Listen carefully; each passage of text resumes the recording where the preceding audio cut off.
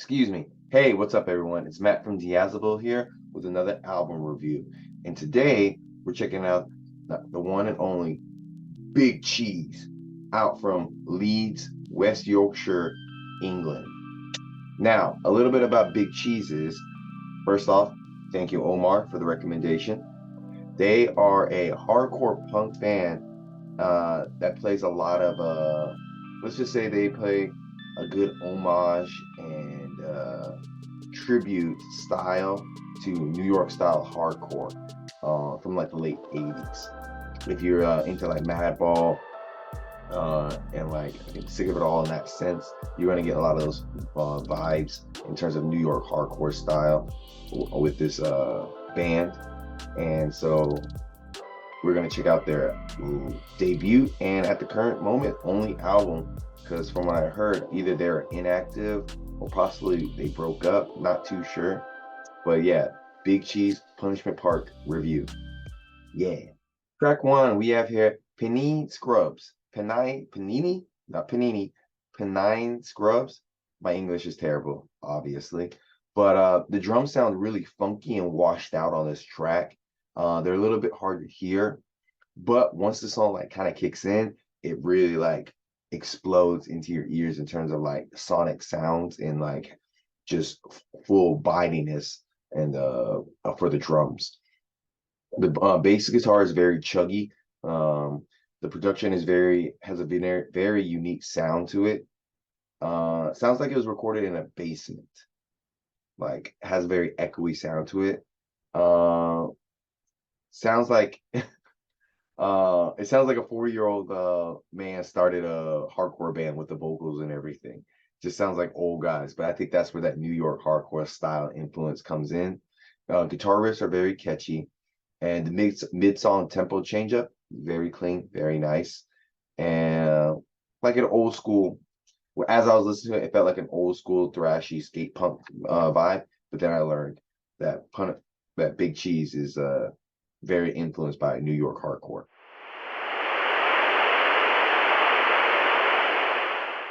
Hey guys, track two, we have here Mad at the World. Fast and intense.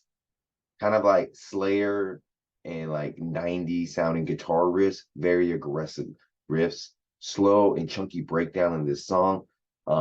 It's just simply a fun, aggressive song. Dun, dun, dun, dun. Yeah. Track three, we have here IFMB. Not too sure what that stands for, but on the with the intro to the song with the drum and China combination on the intro, very nice. Sounds really good. Again, the bass riff on this track doing really wonders. Sounds really nice. I'm starting to feel that the guitar riffs feel a little recycled. Like I think I heard some of the riffs on the previous songs once on this track, but they quickly changed it up. I think, like anything, you can only have so many riffs, and without repeating yourself. It happens, I guess.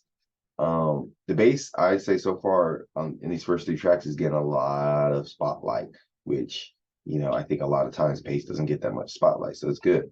Again, vocals are kind of hard to hear on this track, and I would say overall the bass is just the killer standout star on this track. Track four, we have here Heartbreak Ball. Booming drums. That's like the first thing I noticed. The drums are just in your face, boom, boom, booming. Definitely feels like the guitar riffs are getting reused by now by this fourth track. I feel like you're hearing a lot of the same riffs. Lots of circle pitting and headbanging on this track for the punks out there. Makes you want to get really rowdy when you hear this song. So like hearing it live, I feel like people are they probably go like ape shit for this song. They can write very catchy verses, I'll say that. But I will say the hooks and choruses are kind of lacking. The verses are strong, but the chorus, they can seem to be a little lacking. But very nice breakdown. And again, the bass gets a lot of play on here. And then they bring in like a second breakdown that's just like, which I think really elevates this song and makes me want to play a small clip for y'all. So check out Heartbreak Ball by Big Cheese. Small snippet.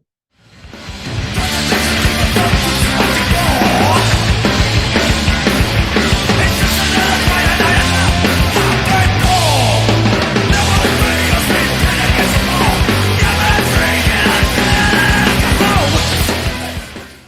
yeah, Heartbreak Ball. Track 5, we have Tired Children in D minor, which is kind of an interlude for the album. It's a very like fucked up sound clip and like sample and use, like just listen to the kids talking about these like really like terrible things from this movie. Apparently this whole album is a concept from a movie called Punishment Park, and this is like a snippet from the movie and the way they have it. I think now that I've listened to it and reviewed it and kind of understand it some more, I have more respect for this song. But on like a reviewing technical platform, it does. I think the big thing is it's really hard to hear the clip. I think they're trying to play it down to create some kind of eeriness and creepiness to it, but it was really hard to hear the sample bit. So I think that really brings it down. But it adds to the flow of the album. But I ranked it really low when I first heard it, but I think in retrospect, I probably could have ranked it higher, but it was really hard to hear. Track 6, we have the title track, Punishment Park. And the first thing I noticed about this, the bass returns with this title track. It is the king bass. Whoever the bass players, they are getting so much like spotlight on this. So kudos to you. Fast and just nuts on this one. It's an intense song. And it kind of has some pauses in between the song, which I think are really nice breathers for this interesting track. I feel like this is what like the late 80s and 90s punk bands would sound to like younger people back in the day when they first hear them. So I think this is what like this generation, or at least this band for sure, they're trying to play that homage and like show their influence like all the way through, that like 80s, 90s hardcore punk is like in their veins. Slow breakdown with the guitar solo is kind of like okay. But the track is amazing alone because of the bass. And the build up towards the end of the song, oh, very nice. If you're a bass player, I think you're going to really enjoy this track. We have here Right Off. For some reason, I guess I got it mixed up when I was listening to it. The build up from the last song was not part of that song. It was part of this song. I didn't get the transition. Like the song was bled together. So I don't know if that's a good thing in terms of like their craftsmanship or a bad thing in my listening. But anyway, it builds up with it at the beginning of the song and into like a crazy two-step breakdown. And again, the bass comes in and is just swinging and just playing all over this track and just being such a boss like force. It's a fun track. I'm getting a lot of like California hardcore punk influences on this one. I say a lot. Jeez. The drums might sound the best on this track on the whole album. But I would say next thing I noticed was his vocals. They're sounding really cool, but kind of hard to understand at times on this track. Like he's shouting his lyrics from an apartment across the street while the band plays in another building. Like they're in two separate places. Hard two-step breakdown. Good breakdown. Good two-step. It's a fun track. Nothing too flashy, nothing too great, but it's just fun. And so here's a little clip of it.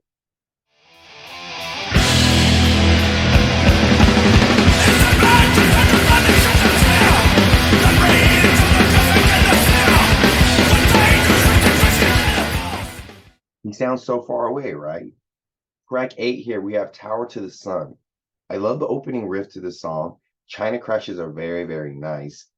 Nothing too special about this song overall, though. It's fine. It's just kind of here. It dies, but it kind of picks up towards the end of the song with the guitar solo. But even still, it's kind of The best thing I can say about it, it has a nice 90s influence to it, but overall, kind of a forgettable song. Track 9, we have here Identity. The song kind of reminds me of the band Spy. Yeah, great band on Triple B Records. Spy, check them out. Vocals sound really good here. Can really feel them. Drums are smooth and the snare is really notable here. Guitars, fun, riffy. They're having fun with those with the guitars on here, not too recycled like previous songs. His vocals sound the best on this track overall. Like he just sounds phenomenal here. And the bass coming in nice and thick as always towards the end. The breakdown sounds a little hollow to me, if that makes sense. Yeah. but I can see it being a fun live song, like in a live setting. So yeah, that was my review of Big Cheese Punishment Park. And I would say if you're a big fan of 80s, 90s New York hardcore style punk and hardcore, you will really enjoy this I won't say nostalgic filled, but like it's gonna make you feel like you're back in the 80s and 90s and just feel like, whoa, take me back. Yeah. So yeah, but they throw a little bit of a new spin on an established genre with the 80s, 90s hardcore. They add their own big cheesiness to it. I would say the one thing that's really bad about this album is the production. It doesn't sound really well produced, but I can't tell if that was ironically the point or it was by mistake. But overall, the sound for most of the songs, it was hard to hear, or it wasn't mixed really well, it seemed like. But they sound really good when they play.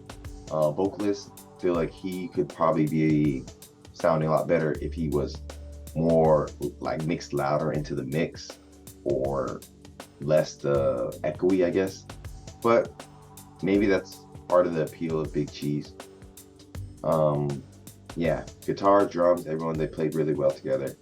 The bass, I can never not give enough praise for the bass on this album. The bass player does a really good job. And so with that out of the way, I think Big Cheese is a very interesting and fun band to check out. So if you are interested, check them out. And for that, I would say that these guys, for Big Cheese Punishment Park, this album is a nice 7.5 out of 10. Yeah. So Big Cheese Punishment Park. They haven't been doing much lately, but still check them out.